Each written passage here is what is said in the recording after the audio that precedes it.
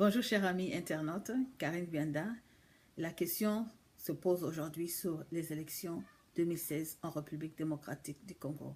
Y aura-t-il élection en novembre 2016 en République démocratique du Congo?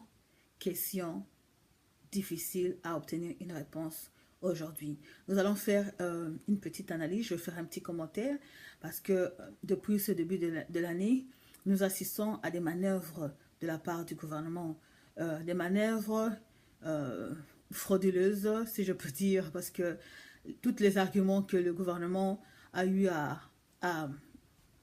donner n'ont vraiment pas eu de droit de citer. Il y avait comme juste manque de bonne volonté pour pouvoir programmer, organiser les élections présidentielles.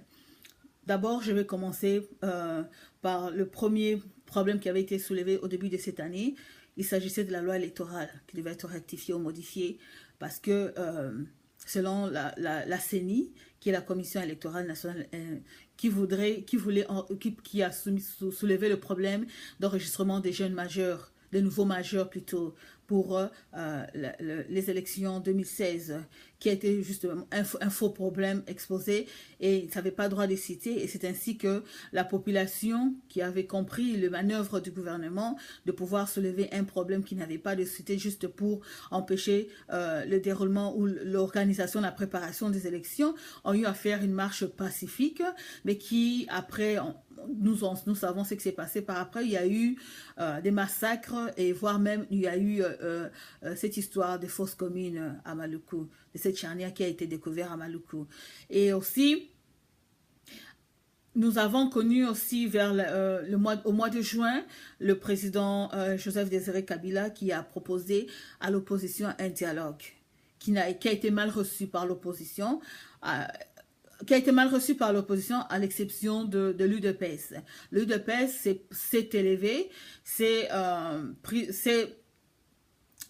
accepté, a été pour le pro-dialogue, si je veux dire, a accepté de pouvoir participer au dialogue, mais comme nous savons, ce dialogue s'est terminé en queue de poisson, c'est-à-dire que ça a été un échec. Ils n'ont pas pu s'entendre, il n'y a pas eu de consensus et il y a eu avortement de ce programme de dialogue. Ensuite, il y a eu aussi la population qui a eu à marcher. Il y a eu à Bruxelles, il y a eu la marche des combattants, de ceux qui sont de la résistance, ce qui a amené aussi certains conflits de divergence entre les pro-dialogue, ceux du pro-dialogue et des anti-dialogues, notamment l'UDPS a eu certains de ses membres qui se sont élevés et qui ont soulevé le problème de tribalisme et qui ont eu à défendre le président de leur parti à leur manière, et ça a créé un peu de division au niveau de l'opposition ou des combattants. Et actuellement, aujourd'hui même, l'UDPS a eu à radier certains membres de son parti. Je crois une quarantaine de membres ont été radiés. Alors, vous voyez qu'il y a au niveau de l'opposition, il y a la division. C'est-à-dire l'UDPS et les autres membres de l'opposition, c'est-à-dire le MLC, l'UNC et autres partis de l'opposition se sont séparés, divisés avec l'UDPS. Et actuellement aussi l'UDPS est divisé. Voilà. Ben, au niveau de pouvoir, nous assistons aussi depuis la semaine passée à la division, parce que il y a 7 membres de la mouvance, de la majorité présidentielle, je m'excuse, de la majorité présidentielle qui ont eu à rédiger une lettre ouverte au président au président Joseph Kabila, et il s'ensuit de cette lettre, la réponse du président fut juste une révocation de l'honorable Olivier Kamitatou. Et l'honorable Olivier Kamitatou ne s'est pas limité là, il a été avec son groupe de 7 que nous appelons le G7. Aujourd'hui, ils sont dans cette plateforme du G7. Ils sont maintenant dans cette plateforme, ils ont créé, il y a la création de G7, qui est une plateforme actuellement. C'est-à-dire que ça montre qu'il y a la division au niveau, il y a eu division au niveau de la majorité présidentielle.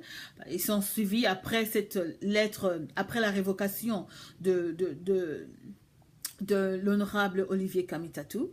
Il y a eu la démission, une succession de démissions au niveau du gouvernement, au niveau du Parlement et au niveau provincial. Au niveau provincial. Donc, c'est ça. Et l'opposition est divisée aujourd'hui. La majorité présidentielle est divisée. Et la CENI, de son côté, a soulevé le problème des finances. Que c'est pas possible qu'il puisse avoir des élections. Notamment, il devait avoir des élections au mois d'octobre déjà pour les élections locales et provinciales, je pense. Et ça ne pourra pas avoir lieu parce que, selon la CENI, ils n'ont pas assez de moyens. Alors que nous savons qu'il y a un des membres de monsieur, je crois, Jean-Claude Wimba, celui-là qui a soulevé, qu'il a dit à plusieurs reprises que, selon lui, que chaque année, le gouvernement débloque 250 millions de dollars pour la CENI, à la CENI pour l'organisation des élections. Et actuellement, ça va faire 4 ans, 5 ans, 4 ans déjà, que la CENI devrait avoir au moins 1 milliard de dollars dans son compte, pour le compte de l'organisation des élections.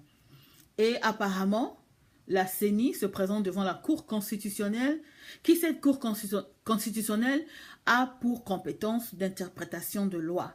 Mais cette Cour constitutionnelle va prendre cette décision de soulever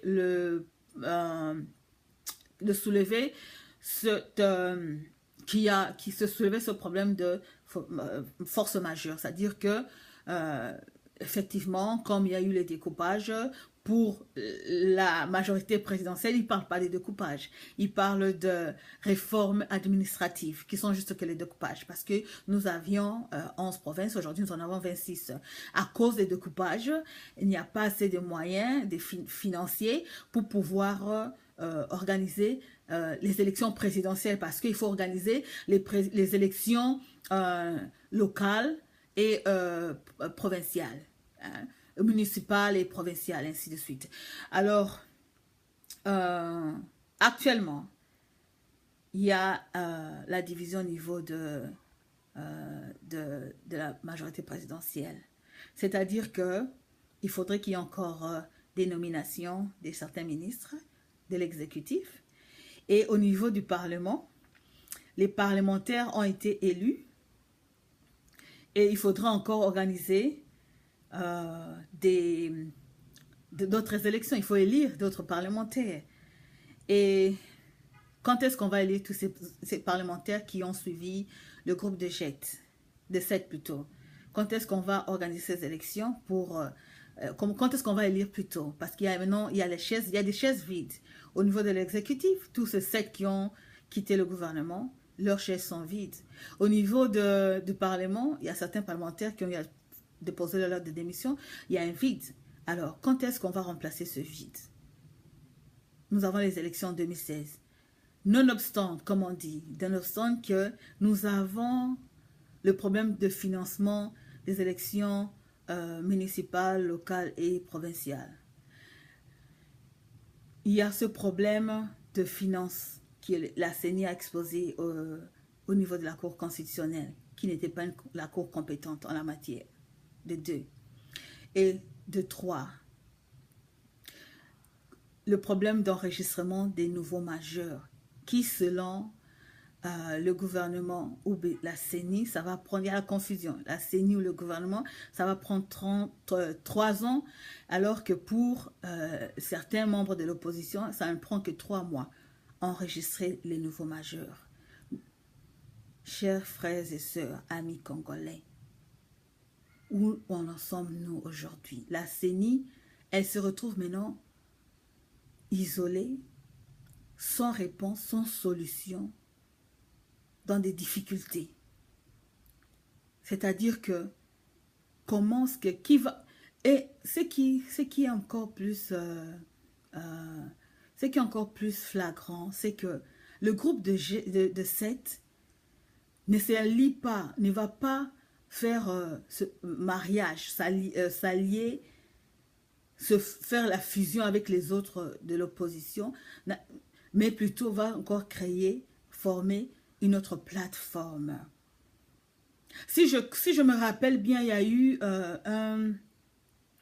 il y a quelques mois, il y a eu cette proposition d'une commission tripartite, c'est-à-dire la CENI, l'opposition et le pouvoir. Bon, maintenant, le G7 se trouve où?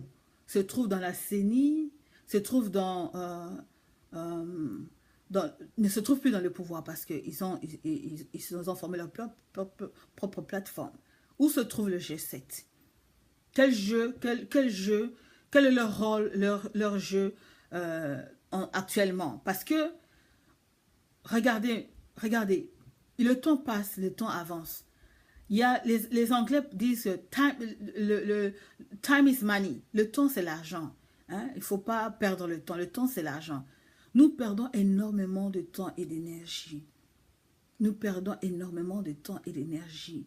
Le gouvernement est dans une situation de... comme je peux dire, quand on attrape quelqu'un en flagrant délit. Donc, c'est-à-dire que le gouvernement...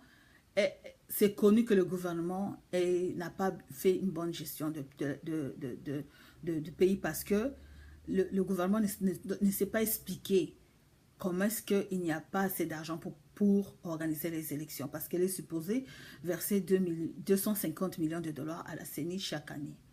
Alors la CENI n'a pas cet argent, l'argent nécessaire pour organiser les élections. Et le gouvernement, jusque-là, n'a pas eu à faire une déclaration quelconque, donner une justification à propos de l'argent que le gouvernement n'a pas pu garantir à la CENI. Nous perdons le temps. Entre-temps, qu'est-ce qui se passe? Les femmes continuent à être violées. Il n'y a pas la sécurité à l'est du pays. Nos frontières ne sont pas sécurisantes. On continue à violer les femmes et les enfants. Les gens continuent à être impayés, il y a le chômage. Les enfants qui ont des difficultés d'aller à l'école. Actuellement, ce sont les parents qui assurent l'enseignement, qui garantissent l'enseignement. C'est que ce sont eux qui payent les enseignants. Avec l'argent du Minerva, c'est avec ça qu'on paye les enseignants. Donc, les parents qui n'ont pas d'argent, les enfants n'iront pas à l'école. Ou il y a certains, c'est que j'ai appris, il y a des parents qui font le choix par année. S'ils ont 4 enfants, ils vont peut-être libérer un qui va aller à l'école l'année et les autres iront l'année suivante. Entre-temps, la galère continue au pays. Les gens continuent à souffrir. Les gens n'ont pas de boulot, il n'y a pas de travail et le chômage. C'est une minorité qui travaille. Il y a beaucoup d'étudiants, plutôt des cadres, des personnes qualifiées mais qui n'ont pas de travail. Donc, nous ne produisons pas. Nous ne produisons pas. C'est la stagnation. Nous sommes là, nous ne pouvons pas avancer, nous ne pouvons pas reculer. Le gouvernement est en train de mettre des bâtons dans les roues pour qu'ils puissent rester au pouvoir et qu'ils puissent continuer à continuer à piller l'argent de la population. Ils continuent à piller. L'argent va dans leur poche. Toutes les revenus possibles, que ce soit les taxes et ainsi qu'on sort. Où va cet argent? Qu'est-ce qu'ils font de cet argent? Il y a une mauvaise gérance. Et en plus qu'il y a une mauvaise gérance, ils veulent continuer à demeurer au pouvoir. Pour quelle raison? Quel est l'intérêt de la population? Quand je vais au niveau de l'opposition, le temps avance et l'opposition est toujours dans des conflits personnels. Ce sont des conflits personnels. Parce que c'était tellement clair. Ceux de la majorité de l'opposition ont été tellement clairs qu'il fallait ne pas aller au dialogue. Mais l'UDPS s'est ça éternisé, a pris tête et a confirmé que non, il faut bien aller au dialogue. Et ils ont donné des arguments. possible que